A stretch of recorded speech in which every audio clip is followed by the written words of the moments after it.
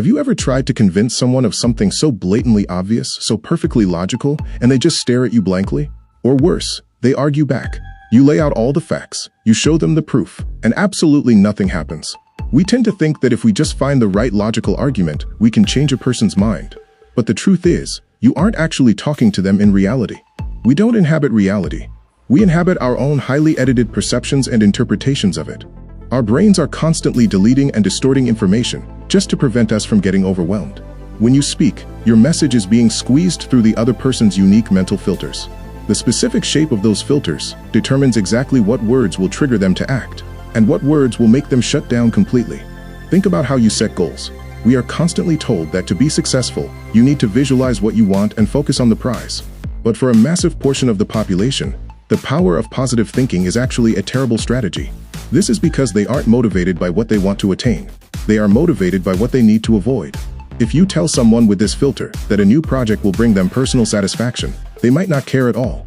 But if you tell them it will prevent a massive disaster or stop their boss from breathing down their neck, suddenly you have their full attention. They are energized by threats. This completely reframes why we procrastinate or sabotage our own habits. You might eagerly start a new health routine because you noticed your clothes no longer fit. You were highly motivated to move away from that uncomfortable feeling. But as soon as you lose a little weight and the immediate threat is gone, your motivation completely vanishes. If you want to keep someone with this filter motivated over the long term, the absolute worst thing you can do is fix all their problems. You actually have to remind them of the negative consequences of stopping. But getting someone motivated is only half the battle. Once they actually start, how do their brains process the work? Let's say you are building a piece of IKEA furniture. Do you pull out the manual and follow steps 1 through 10 exactly as written? Or do you look at the picture on the box and just start building, figuring it out as you go?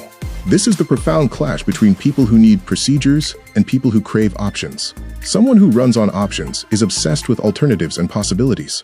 They love starting new projects, bending the rules, and finding a better way to do things. But they are notoriously terrible at finishing what they start, because the moment a project turns into a routine maintenance task, they lose interest. On the flip side, someone who runs on procedures feels lost and physically stuck if they don't have a clear, step-by-step path. They don't care why something is the way it is. They just want to know how to do it. Once they start a process, they feel a compelling psychological need to reach the end. If you are trying to sell an idea to an options person, you emphasize the unlimited possibilities and the rules you can break just for them. If you say that to a procedures person, they will freeze up. You have to tell them it's the right way, a tried and true methodology. So what happens when you encounter the final boss of communication? The person who already knows everything. They have no problems. They don't want your advice. And if you tell them what to do, they will instinctively resist just to prove they are in control. These people operate on a strictly internal filter.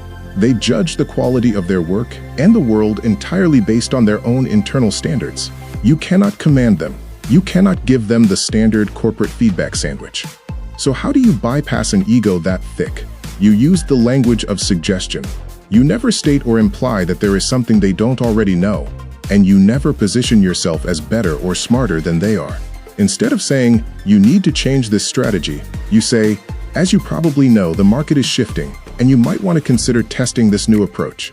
You give them the information, but you leave the final decision squarely in their hands.